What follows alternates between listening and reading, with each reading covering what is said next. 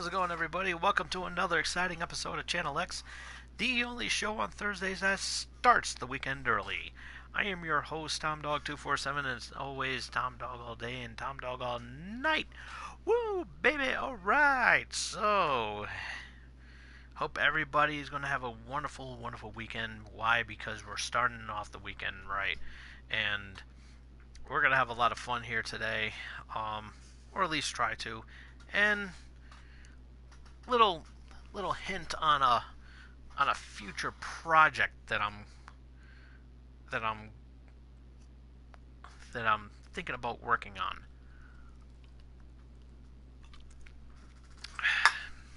And so so without further ado, let's get started with today's show. Um, Got a lot to talk about, as you can tell by the description of topics here. We're going to be talking about the Montreal Screw Job that happened 20 years ago to this day. So, something very historic and one that needs to be talked about, and how it changed wrestling. Pretty much very talked about back then too. Um,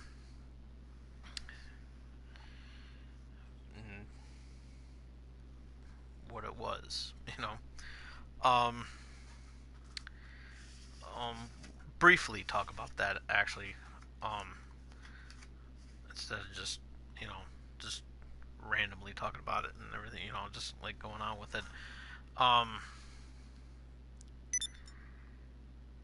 but yeah, we're gonna be talking about that, and as well as more scandals coming out of Hollywood. More sex scandals coming out, and we got some doozies this week.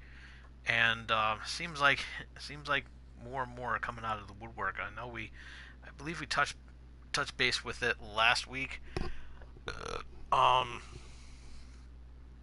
and we're gonna touch base more with it again. Um, as well as an update from last week's show when in regards to Kevin Spacey. So we're going to be talking a little bit about that also. So we're going to have a lot of fun as we always do. Um, but before that, let's go ahead and let's do the plugs, the shout outs, and everything like that. Um, uh, Big shout out to all my friends over at Gaming Pros and otherwise over in Facebook. Almost said Funko for some strange reason. It's like, I don't know. Gaming Pros and otherwise over on Facebook. Um, Check it out. It's a good group page and everything like that. We have a lot of fun, tons and tons of fun to be shared by everyone. Oh boy, I'm tired. See, it took me forever to come up with a top five, and we'll explain to it later. I was like this close of not having one. Um, so so big shout out to all my friends over at Gaming Pros and otherwise on Facebook. Check it out. We're gonna have a lot of fun. Um, and big shout out. Another big shout out goes out to my good friend Jen and everybody over at bristolbeat.com and the Bristol Beat app. Download it on your Apple phone or your Google Play store. They have awesome app. I listen to it all the time, and great music. Great to kick back, relax. A little cold here. About that time for getting near winter season. Um, Out here in the East Coast, so it's a great way to relax, have a good time. throw on a cold sweater. Throw on a sweater, almost a cold sweater, really. Warm up with a nice sweater and uh, sit with some good friends sit with some good friends. You know, drinking some hot cider from Lyman Orchards, and it's a apples. It's a market. It's a farm area here out here in the East Coast, which I strongly recommend if you do come out here. Um, if you do plan on traveling in the Connecticut area, definitely worth checking out. It's really great, especially around this time. It's harvest season, and everybody's just grabbing those apples and to make the pies and whatnot. Definitely definitely worth checking out. But yeah, just making some just making some hot apples. Making some of that hot apple cider. Um, and just having some good times with your friends and everything, and definitely having that great time. And you could do so with the bristolbeat.com website. You can download it right on the website. It's bristolbeat.com, and the Bristol Beat app. Download it today.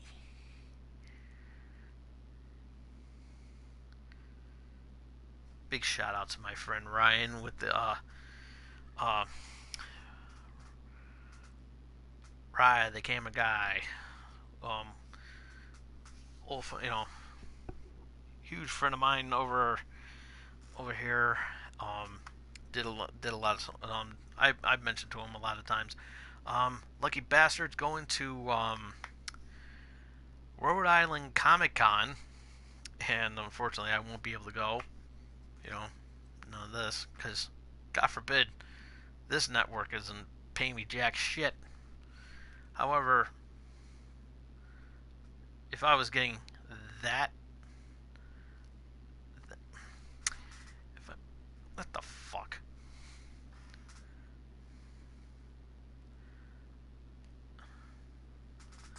However, if I was getting, whoops,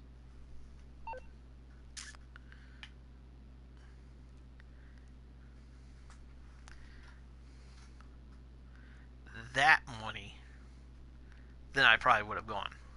So, that's the thing about me with cameras. That's the thing about me with cameras. And I can never tell if I'm going right or left and everything because I'm right-handed, but you know I do other stuff with my left.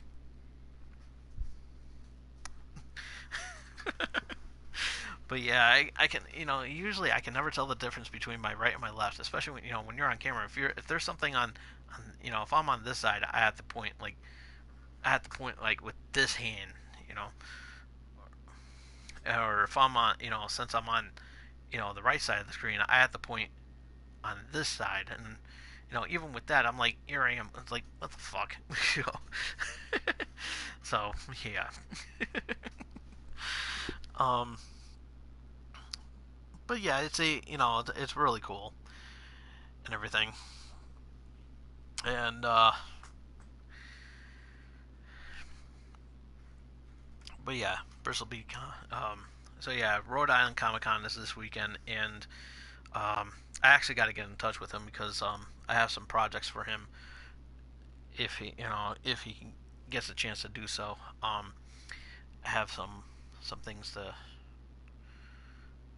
you know see if he can go about doing that because I think that would be really really cool. Um, like autographs and shit like that. Um, maybe like some maybe even try to get some shout outs and everything like that. That'll be really really cool. Um, because I know I can always count on my boy my buddy Ryan and everything. So, but again, I got to get in contact with him.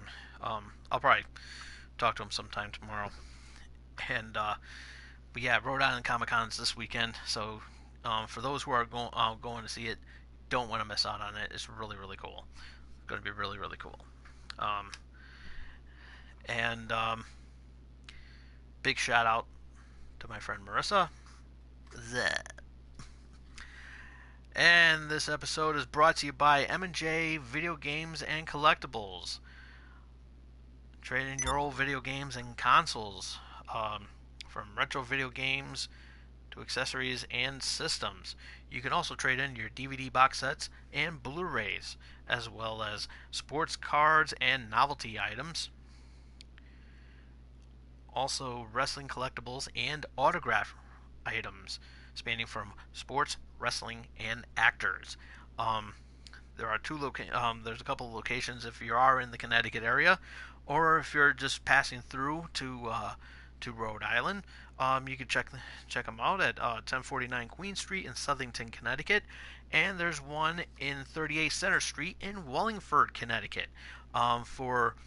For directions and for for directions on how to get there, and as well as some events that are happening in these stores, like autograph sessions and everything like that. You can check them out at their website at mjvideogamesandcollectibles.com. Also, plugs. Gotta talk about the plugs. Hair plugs, don't need them. But Loot Crate, if you have not yet subscribed to Loot Crate, you're missing out on some awesome stuff. Got a nice one coming out this month. It's going to be they it's going to be a 2.0 version. They've done this in the past before. This time it's going to be it's actually a sequel theme. They've done some in the past. But this year is going to be Unite 2.0. So it's going to be really cool. I'm really looking forward to that. It's going to be a really cool box, and I actually like the Unite boxes. And if you haven't seen the first Unite box, I suggest you check it out on my YouTube channel right there, and show your love by sending in by throwing in that like button, and throwing in that like, as well as shooting the like button right on there too. Show your love for the good old time, for Tom Dog, or as I like to call myself, T Dizzle. Hey, if Puff Daddy wants to change his name, so can I. Yeah, speaking of that, it's funny as hell. Oh yeah, go to Funko Land. Jesus Christ, that hasn't been around in so long. After it's been bought out by EB Games, which was also bought out by GameStop. Funko.com. Pop vinyls galore. Definitely want to check that out, and get some subscription boxes as well. Very cool. Oh, sorry about that. And very cool, awesome stuff. You don't want to miss out on these subscription boxes. They are amazing. But yeah, going back to Puff Daddy, Sean Combs, for those who give a shit. So yeah, he goes and posts a video the other day, and which was trending. What the fuck is trending? Which was trending on YouTube, Twitter. Man, I'm fucking up today, aren't I? Lack of caffeine, that's for damn sure, and lack of sex.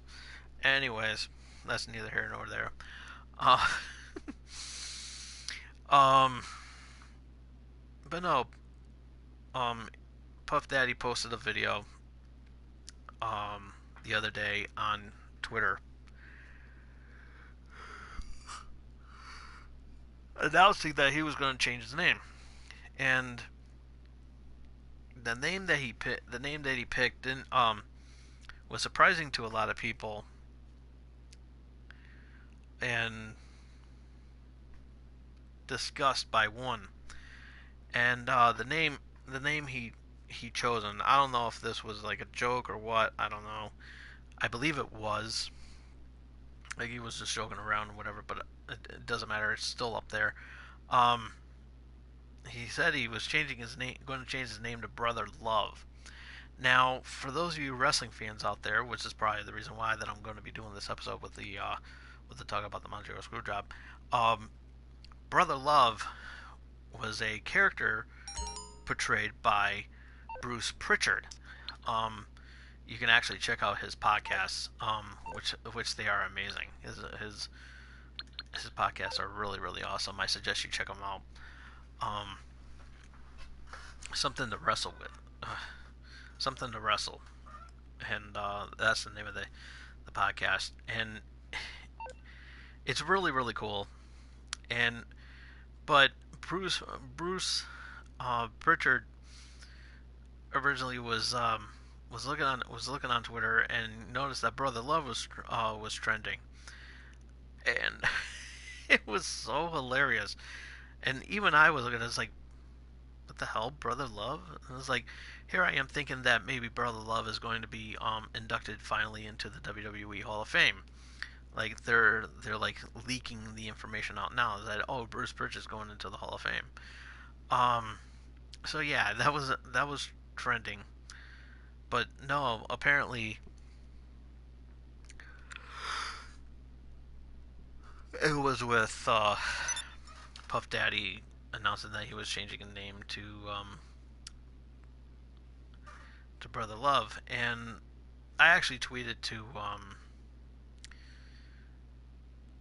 to Bruce, and he didn't respond or anything like that, which was kind of surprising. Which didn't surprise me one bit because you know because all I said is that, correct me if I'm wrong, but don't doesn't you or WWE own the rights to the Brother Love name? you know, and I think it's pushing towards that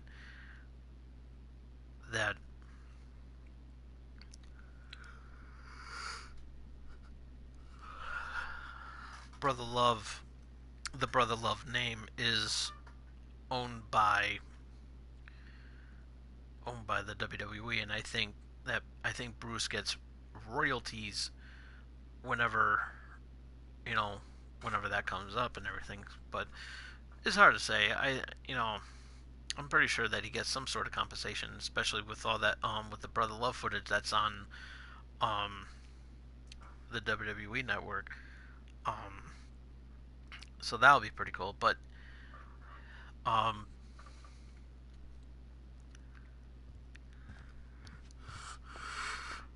doing the show late because coming up with a Channel X top five today was really difficult, and we're gonna be in, but I'm gonna get to it later on.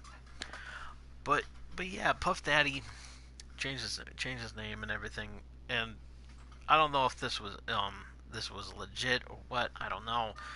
But if there's one name, if there's one thing um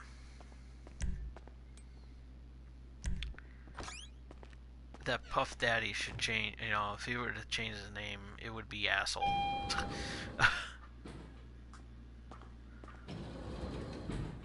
Oh shit! I forgot to turn.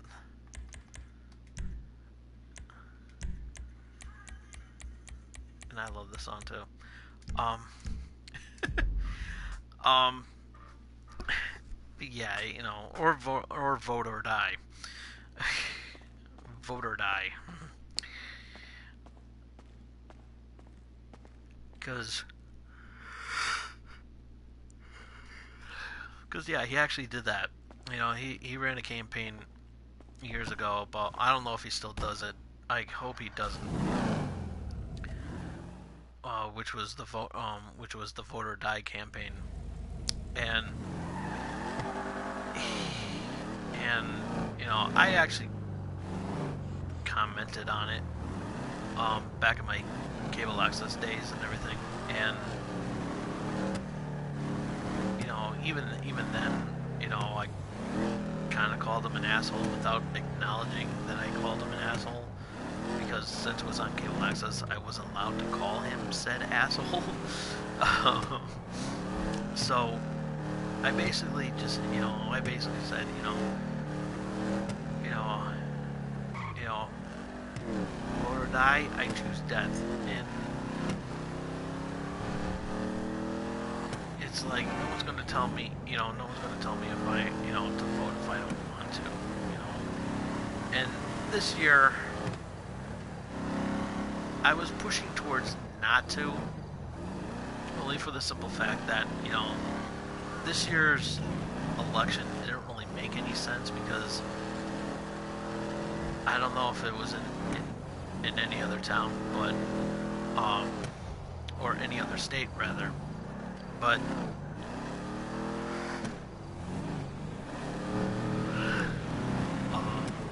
the mayors in Connecticut are being pushed to 4 years. So that means we've got a couple more years now before we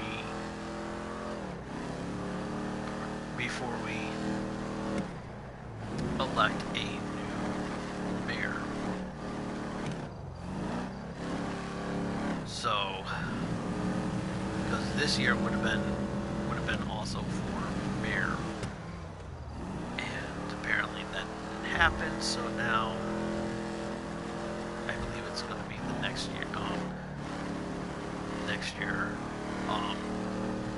I know 2018 is going to be for governor, and as long as I can get my piece of shit governor out of Connecticut, I'll be happy. So I'll be looking on with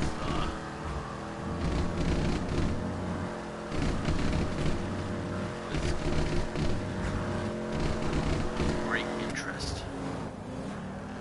See who's going to be running for governor next year.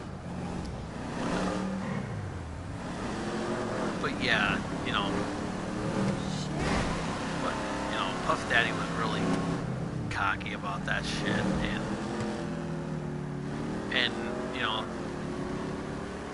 I was like, you know what? I'm not gonna vote. I'm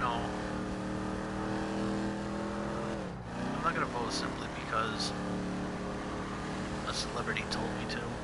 It was like, giving me the option to choose voting or dying, because everybody's gonna say, oh, I choose death,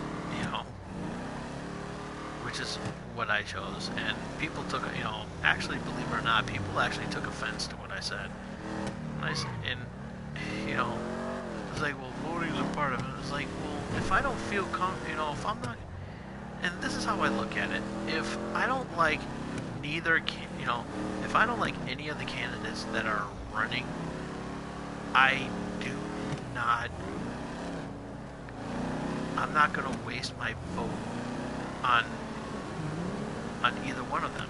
And, last year, to today, I still have disdain for Donald Trump, and it's like I was tolerating Hillary, even though I was saying to myself, Hillary's not going to win because of all, because of all that, that stuff about the emails and everything got leaked out, and which she should never have done to begin with, which I believe was her downfall of losing the election, because of the fact that her own stupidity was the one that really was what caused her to lose the election, and she was putting the blame other than herself, which made me mad. But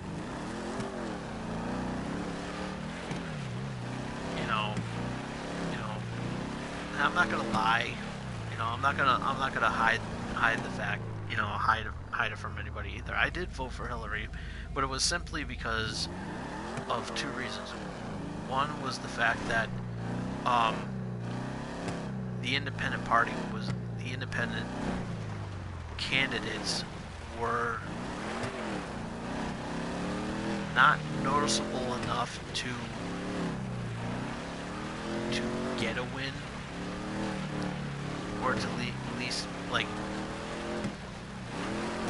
you know, pose some sort of confirmation that, you know, that maybe the Independent Party is going to finally do win this, you know, probably get up there this year, you know, that sort of thing. But, you know, but politics lately have not been very favorable towards the Independent Party, except when it comes to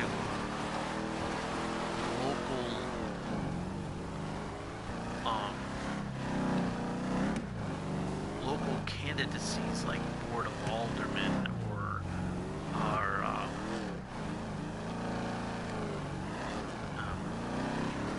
Board of Education, probate, you know, that sort of thing. You know, probate judge, that sort of thing. Like, independents don't really get acknowledged that well when it comes to presidents and, you know, even governors and even the mayoral elections as well too.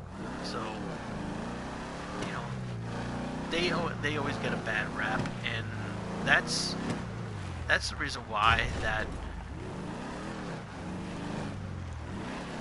you know, that's another reason why that, you know, leadership in this country is not good, is because of the fact that there's not enough independent candidates, you know, on the ballot.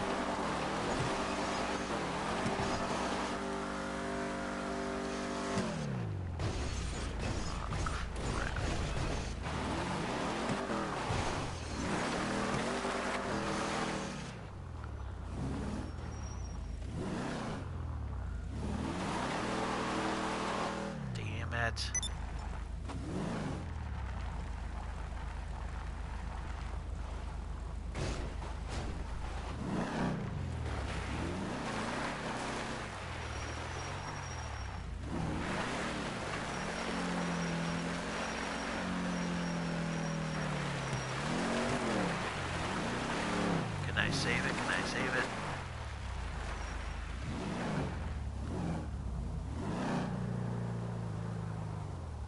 Let's see what happens.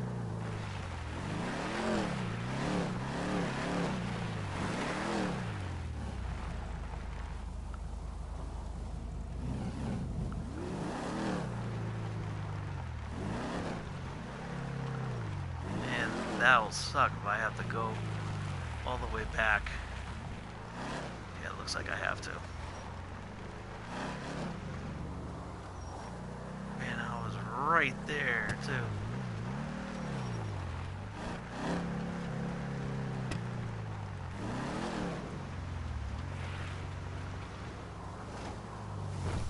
Oh, wait a minute.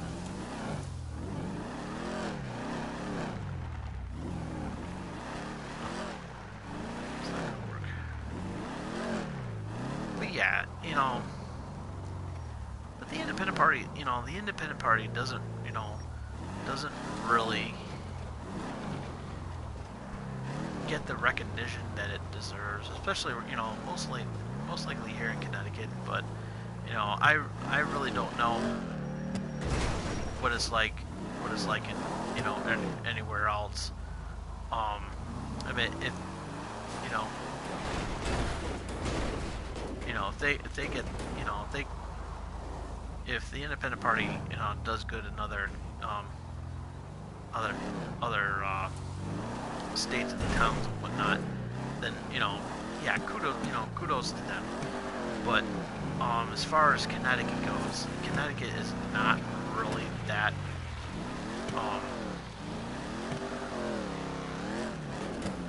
that well respected when it comes to presidential, you know, when it comes to big name candidates. You know, the lesser the lesser recognitions, I would say yes, um, they do a pretty well job, pretty decent job of selling themselves. But when it comes to the big names, I would say no, they don't. But yeah, but I really was not up to voting this year, but I still, but I was like, what, just to shut everybody up, that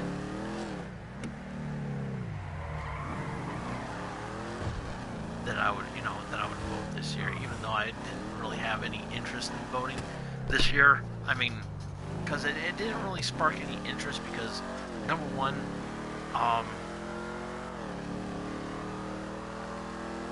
I never heard any of the candidates that were running for their respective offices, and it wasn't my fault. It's just the fact that nobody really showed them. Nobody was really showing them, on TV. And me, I'm watching, and especially when it came to,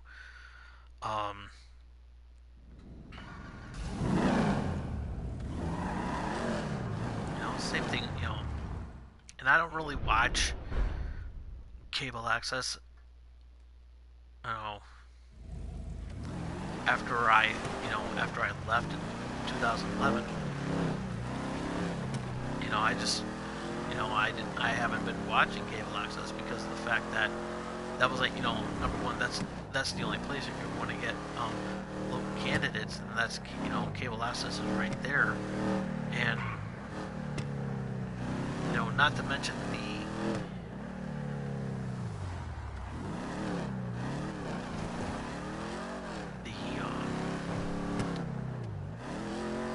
what you call it,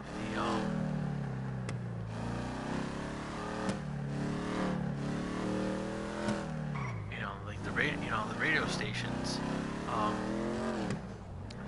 I didn't really hear much with them, even though I'm not really a fan of AM radio, and it's not my fault. It's just the fact that it's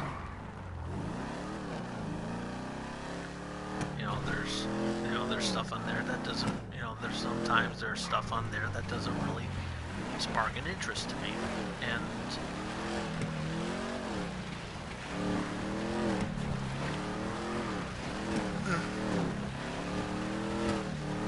that sort of thing. I mean, it's not nobody's fault. It's just that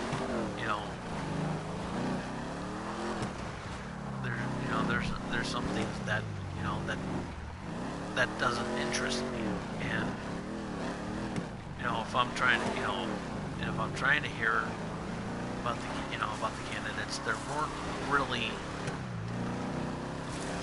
All I really had to do was listen to the campaign ads. That was like the only time. It was like, oh hey, vote for me, that sort of thing. But not enough to really say, hey, we have this candidate, on the air, in the studio here tonight, here this morning, and whatever.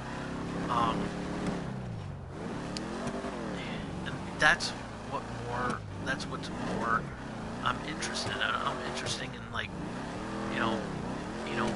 candid interviews and everything, just like, or even like, even debates are basically the ones I like the most too. Is like the fact that because you get to see all the candidates, you get to see the candidates there, and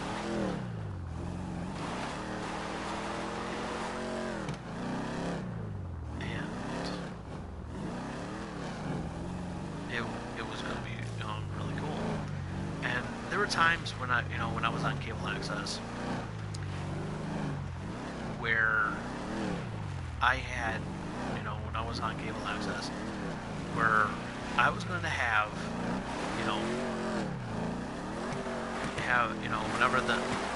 whenever they came up for the mayoral election, you know, I would always try to work, I would always have my father, because my father had the connections, to get to get some candidates, to get the candidates running, on my show, so that we can have like maybe like a mini, like a mini debate between the two, or just like have a nice interview about what we can do to change the city around and everything, and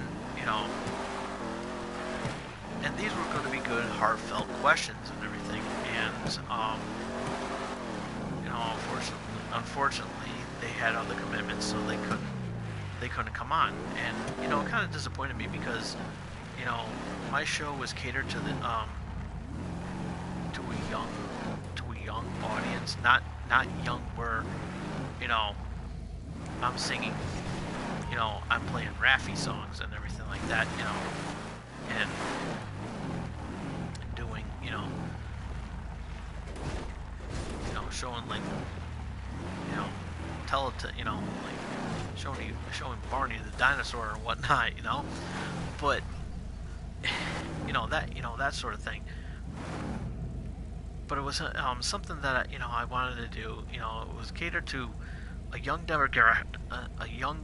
My show was basically catered to a young demographic where they were, they're not young, where they're not young enough to not be allowed to watch it, but not old enough, not old enough to where there's all of it, it was pretty much basically around between.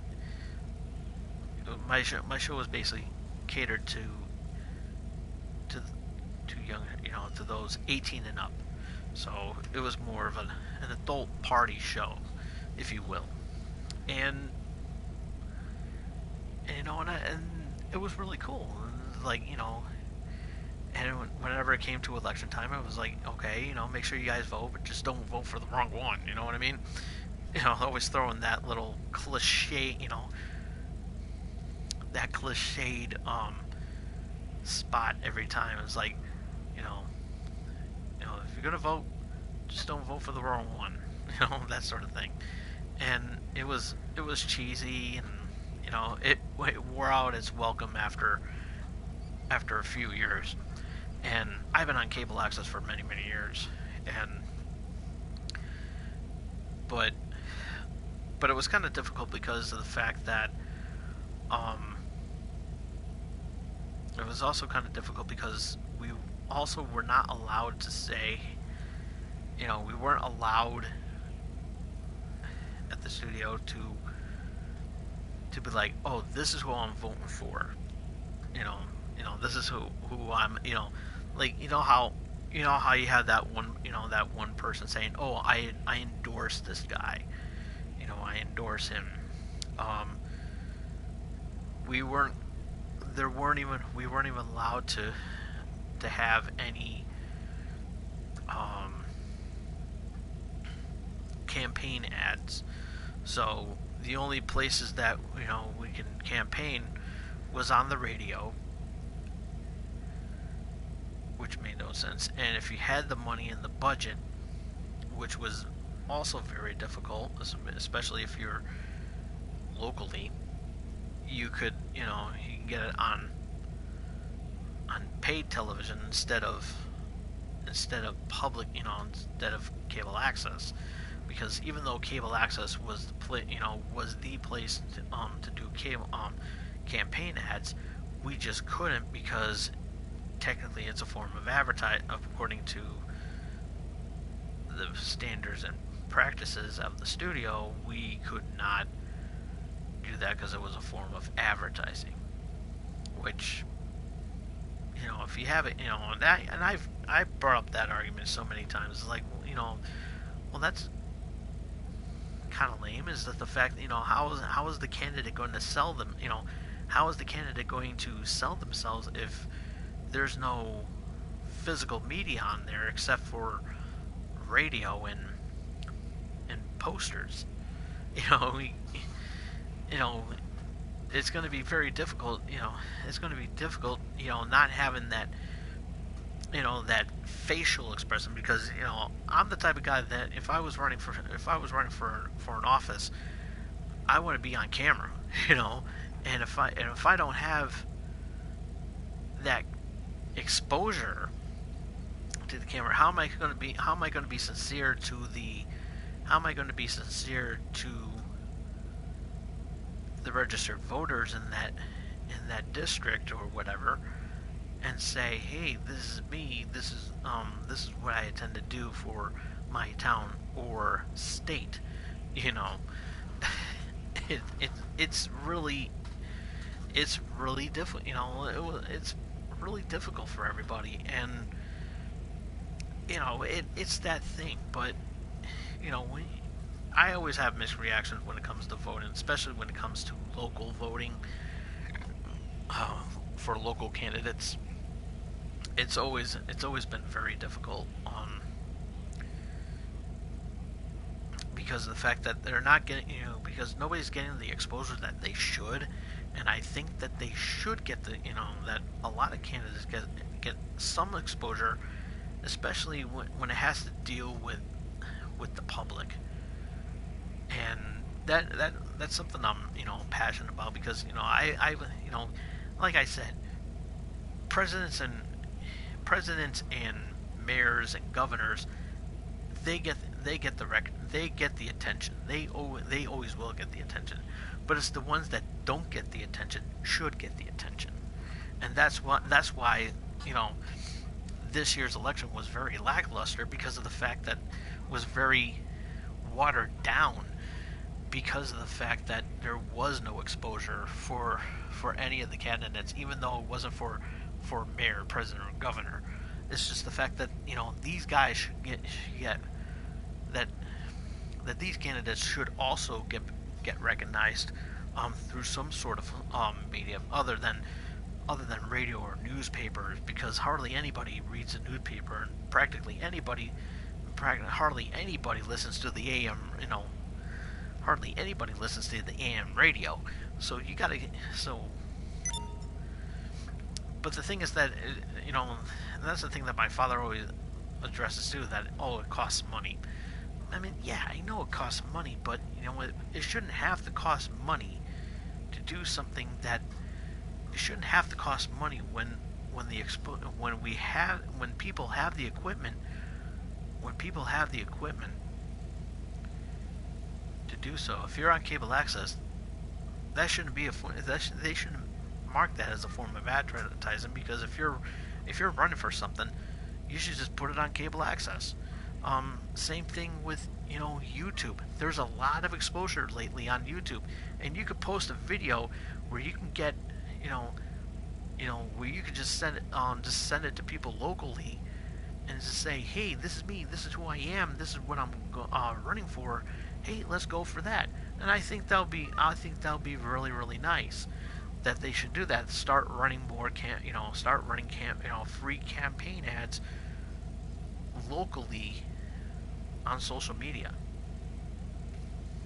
That's a good marketing plan, and there's no money involved. And of course, there's no money involved when it comes to that. All you have to do is just get your cell phone out, or like a webcam or whatever, and just do what you have to do. That's what I think about it.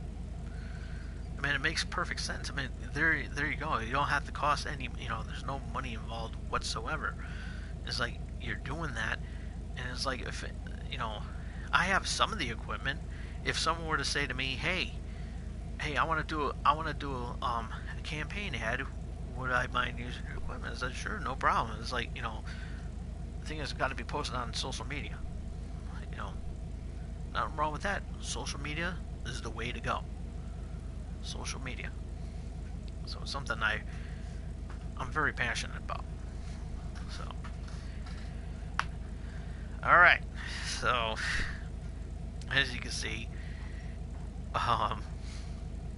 we're near. I think I did this car already. I don't know. It was the Dominator. I mean, if I did, fuck it, I'll do it again. Because I actually want to blow up a car this time. So, and so a lot of things going on in, you know, more stuff going on in Hollywood and everything.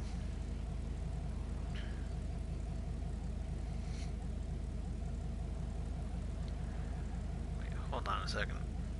Hold on. I just want to make sure on the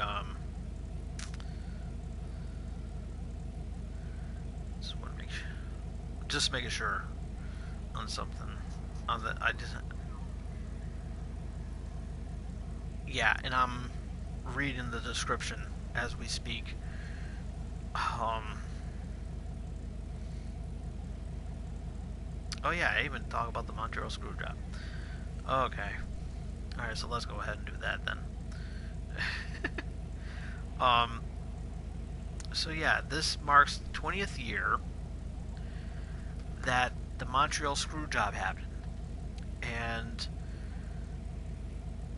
it's one of those things that happened in wrestling history. I'm not going to talk too much about it because this is actually going to be the basis of an idea that I have, which I'm going to test the waters, and this would be the first discussion. Um, Back in the day, 21 years ago to be exact, my first cable access show that I've done was wrestling themed, and we talked about wrestling constantly on my shows and everything like that. And one of the topics that got the most attention, which actually put our show on the map because of this, which happened at the right time, which was during the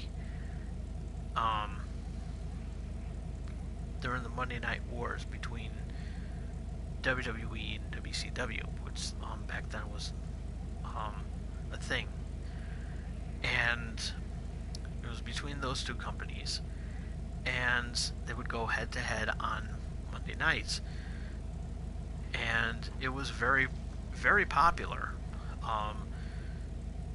You know, some jobs were sacrificed and everything.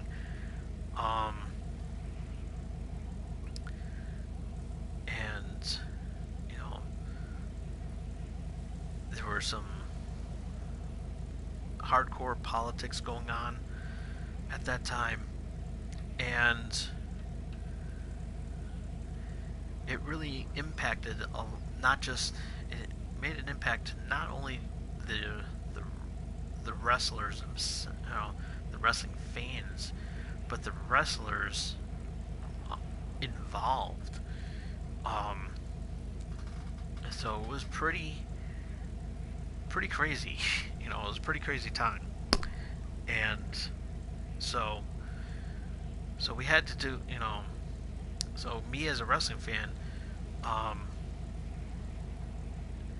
for a long time, started up a show in 1996 called Wrestling Prime, and me and this co-host I had, we would sit down and we would talk about, you know, all the stuff that's been going on in WWE and WCW. So it was kind of like our, you know, our theme, and it was really, really cool. And we had a lot of fun with it, and one of the topics that we've discussed were what if, you know, there were what if segments, and what these segments were what if this wrestler fought this wrestler, and it was an ongoing discussion, and it was one of the most greatest episodes that we've ever done, and it's something I've been wanting to work with for a long time, up until, you know, even to this day, where what if, you know, this happened differently than this thing, and so it's one of these ideas that I'm going to come up that I'm going to be coming up with, and in weeks to come, because Survivor Series is coming up, and with the mention of the Montreal Screw Job, that's going to be basically the basis of what I wanted to talk about. But I'm not going to get into like the what if scenarios, like kind of like kind of like like game theory or film theory, that's those that sort of thing. But like what like what if this happened differently than how it actually happened, um, that sort of thing. But I'm not going to be talking about that. Tonight. I'm just basically acknowledging what happened, um, between like a brief discussion of what happened, and you know what were your and even post in the comments about what you thought about the Montreal Screw Job, and what you thought about that. I think that'll be really really cool for everybody. Um, but the Montreal Screw Job happened at Survivor Series of 1997, 20 years ago, and it was the main event between Shawn Michaels and Bret the Hitman Hart. Both are outstanding, both were outstanding wrestlers. However, behind the scenes, they did not get along, and Bret Hart was contract was coming up, and he was getting a new contract. However, not from WWE, but with WCW, and WCW, as I said, was the rival to WWE, and they were competing head to head, and they were like swapping superstar, rating talents and everything.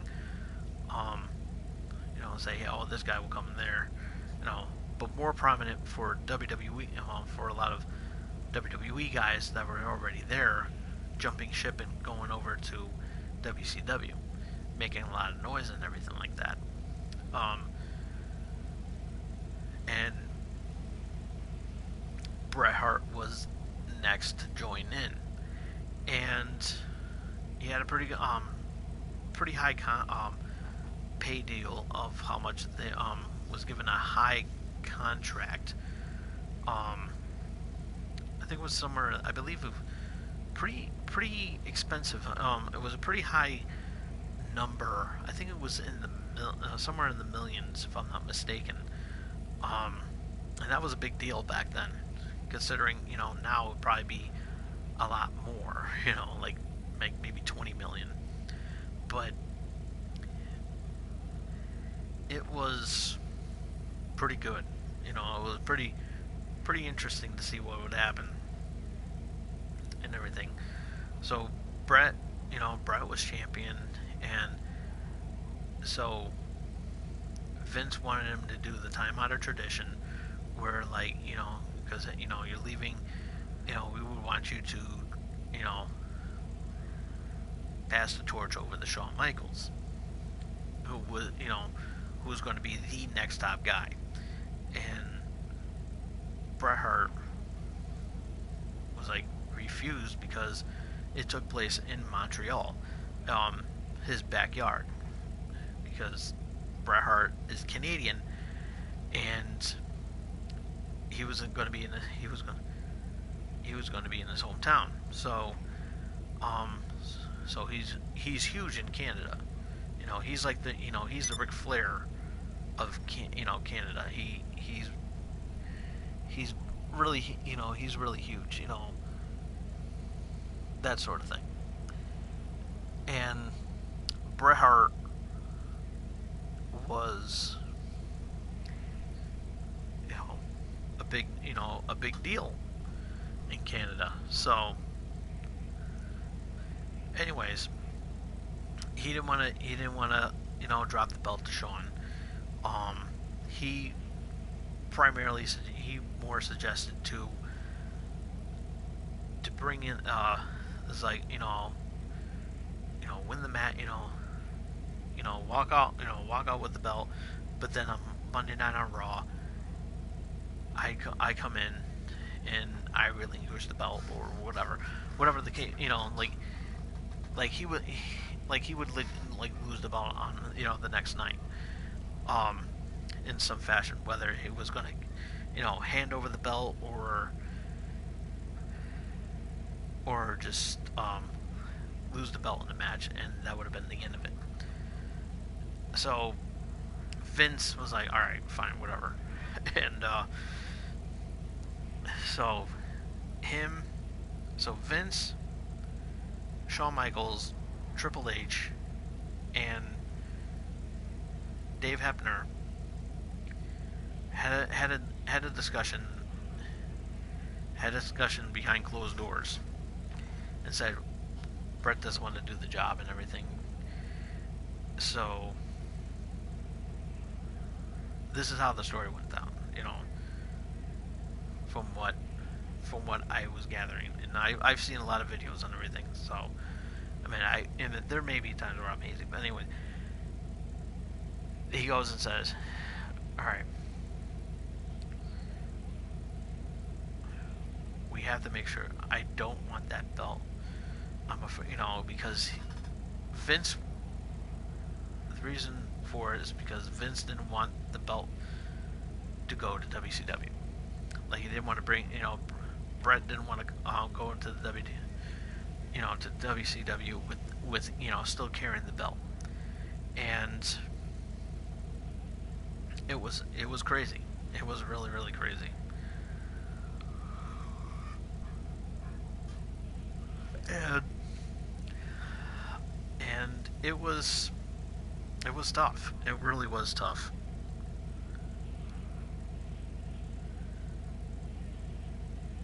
Because before, a wrestler by the name of Alundra Blaze, who was the women's champion at that time. She won the women's. She was women's champion, and after her contract was up with WWE, she showed up on WCW still carrying the women's championship belt, and she came in as Medusa, and then she put the women's title belt in the trash can. Of course, now she's a Hall of Famer now, and it was pretty crazy, and Vince didn't want that to happen again, so didn't want to see that replicated again. So he had to do what he had to do, and he basically said, okay, since he's not going to do the job, we're going to make sure that he does do the job. So the match went out as planned and everything, and Shawn Michaels slapped on the sweet chin, slapped on the Bret Hart's sharpshooter. Then the referee didn't bother, Bret Hart didn't tap out or anything like that. But the referee just said, was like, ring the bell, and everything. So the bell rang and everything, and Shawn Michaels became the champion, and the crowd went nuts. Not in like a great way that Shawn Michaels, yay for Shawn Michaels and everything, because this happened in Canada and thousands of people saw it. Thousands of people in the arena saw it. Millions of people saw it on pay-per-view, and it was a really big deal. And all hell broke loose. There was almost a riot. It came this close to having a riot, and Bret Hart was pissed off, and he hogged a loogie onto Vince McMahon, and then after the show they had the thing in the back, and that's when Bret Hart punched him in the face, and that's when, a week later, I mean, the next day,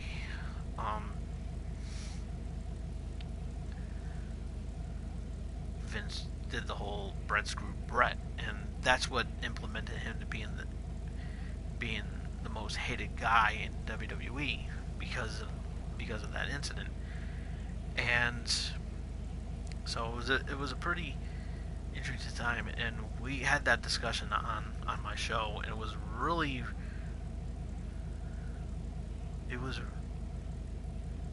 really popular at that time, and it was a huge discussion. But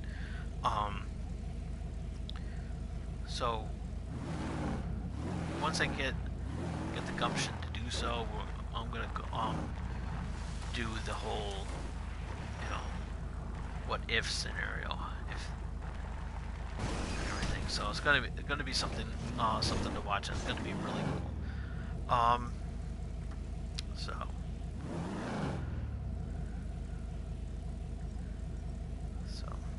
get ready. So here we go.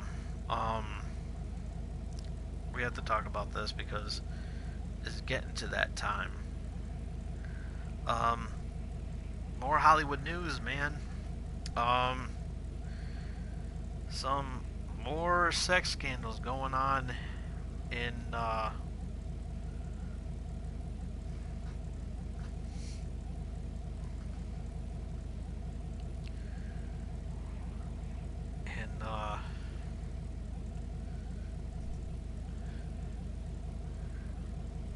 Hollywood. Is getting really, really crazy out there.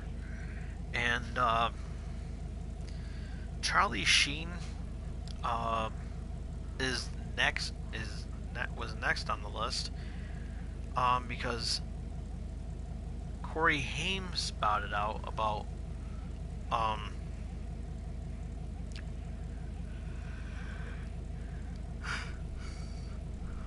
so inappropriate things that happened to him that involved Charlie Sheen. So it was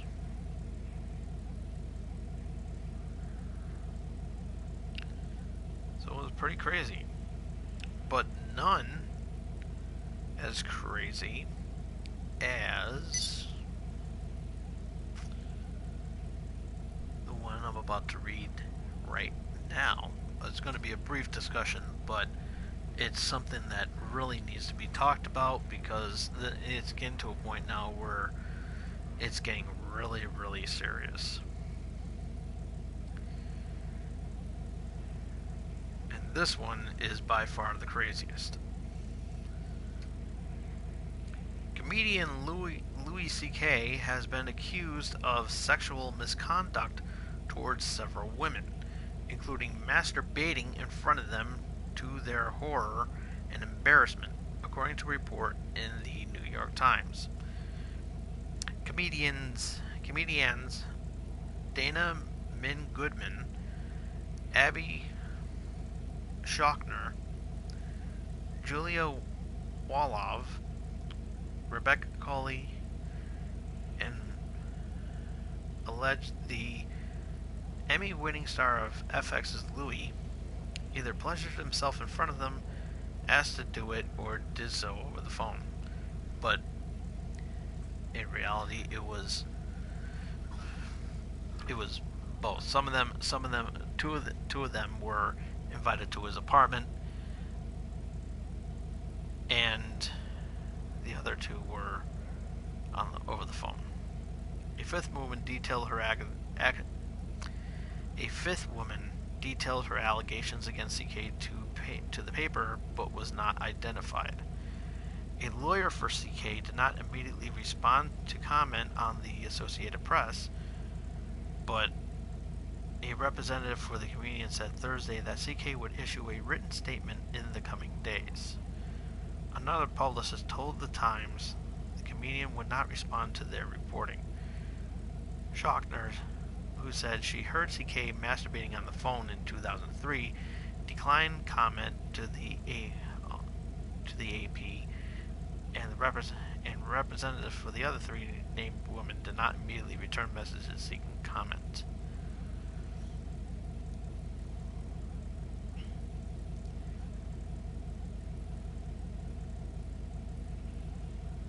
Corey alleges the comedian, while she was working on the TV pilot in 2005, asked if we could go to my dressing room so he could masturbate in front of me. She declined, and he told me he had issues. The show's executive producers Courtney Cox and David Arquette confirmed Corey's account to the Times.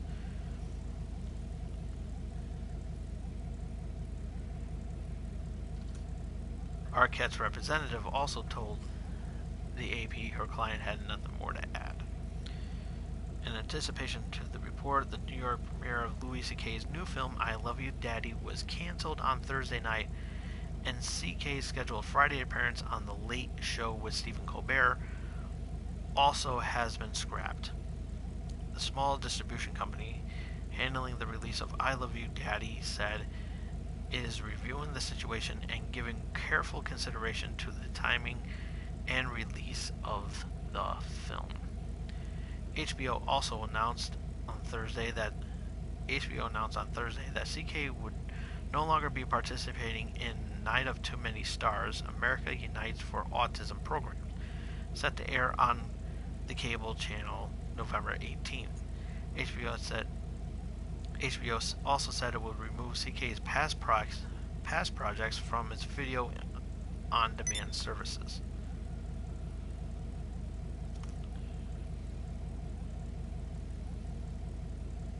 That's a really big deal.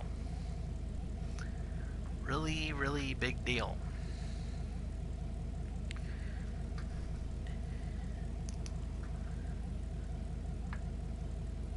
And with that being said, I believe it's time for me to push the envelope a little bit further. Off the deep end.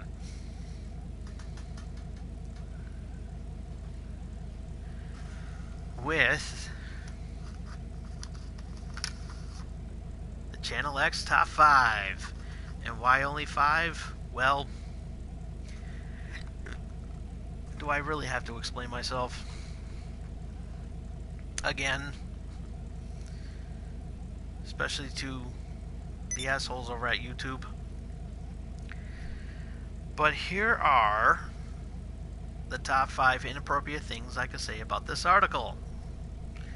So guess what, Louis? Louis. Louis. Oh no, you're getting ribbed on. Louis. Oh no, you're getting roasted now. Oh man, I like that. Hey, I've been waiting to do that bit for a long time. And glad now I can do it. So here we go. The top 5 inappropriate things I can say about Louis C.K.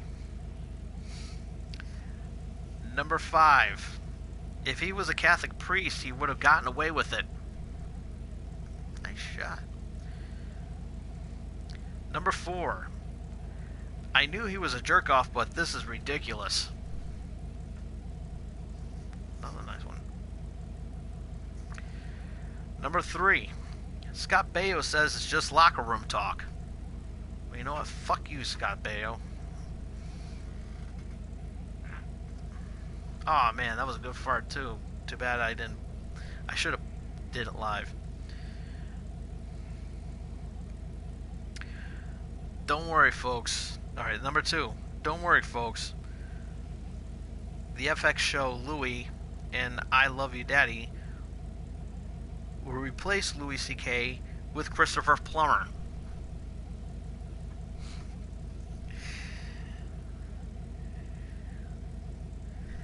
And the number one thing that I can say inappropriately about Louis C.K.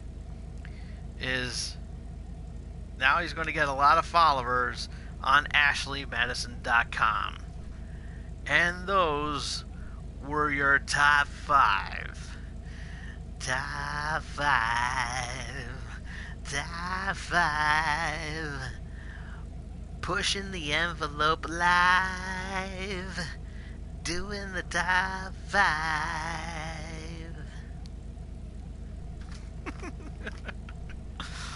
Oh, man. And, and look at this, folks. I'm going over the edge. Whee!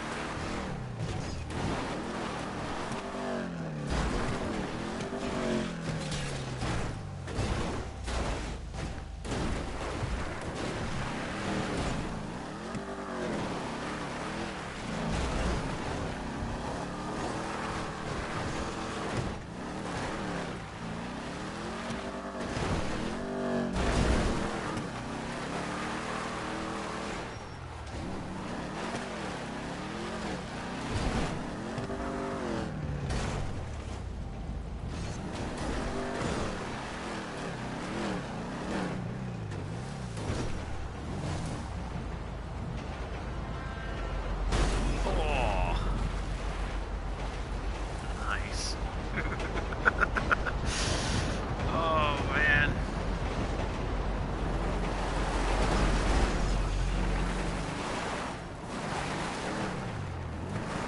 Yeah.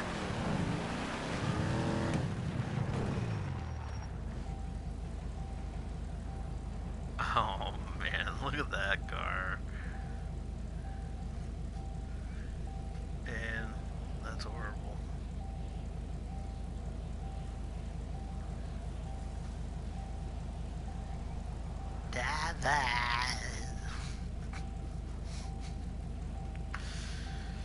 So yeah, speaking of Christopher Plummer, he is replacing Kevin Spacey in what movie was it? I forgot what it was. Let me see.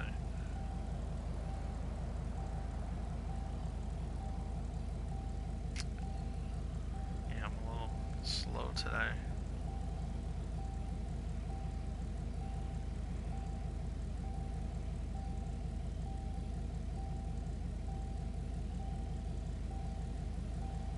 Yeah, Christopher Plummer. Okay, replacing Kevin Spacey. Deadline first reported that Kevin Spacey will be replaced in the already finished film All the Money in the World by Christopher Plummer, with reshoots beginning immediately.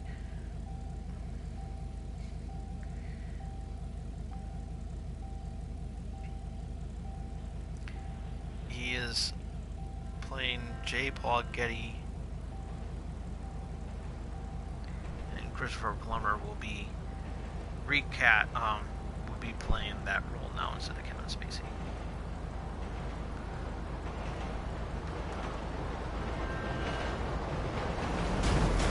Oh.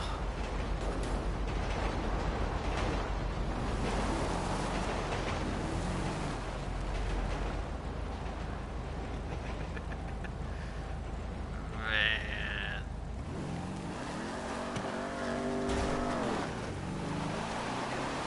So yeah, as I said, these, this is getting to be really, really serious, and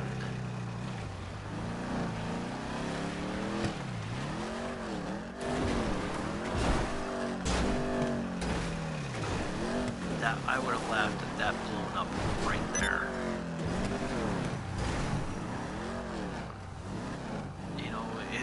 It's really, really serious. Getting to a point where getting to be very serious, and you know,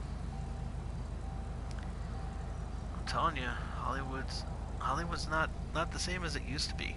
It really isn't. And you know, got to be careful nowadays. You know, it can really bite you in the ass.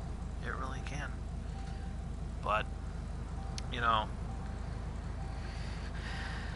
and the whole thing about Louis C.K. is really disturbing, because now you know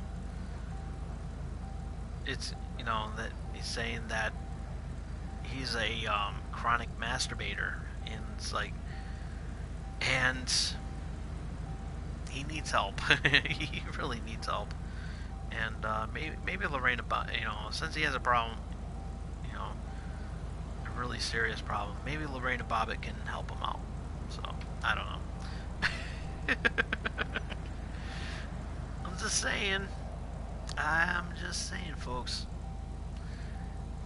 It's just getting to a point where,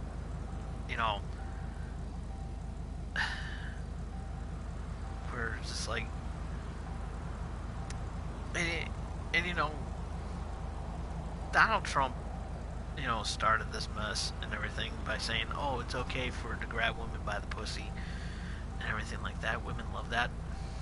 I'm like, Don, shut the fuck up. But yet, again, it's okay for Don to say all those things, and he can get, he can at least get away with it. And it's like, no, it doesn't make it right. It really doesn't. So, anyways, well, I'm looking at the time here, and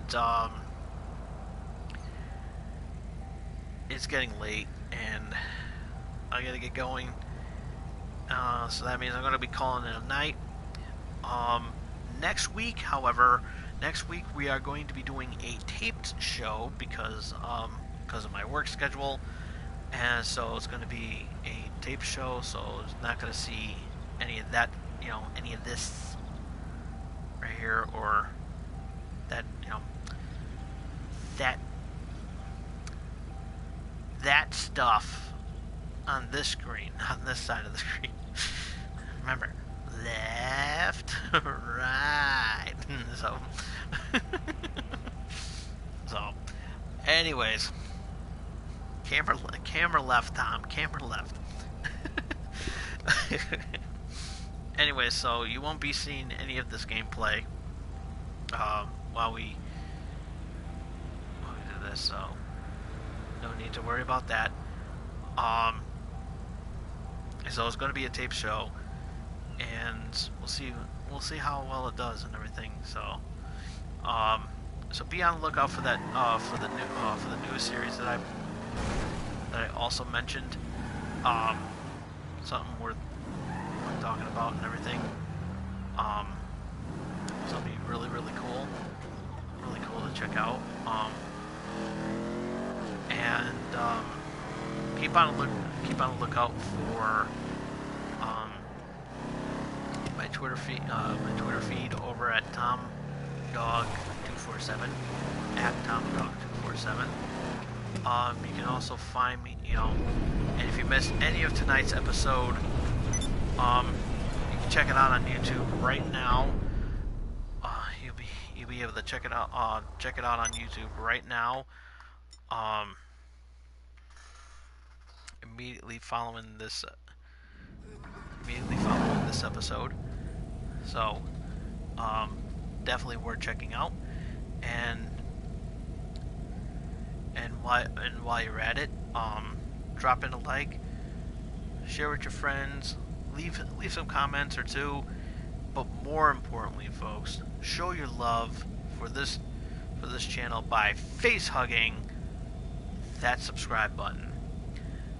And we will see you all again here next week, but it's going to be taped, as I said. So till then, this is Tom Dog saying take care, so long, peace.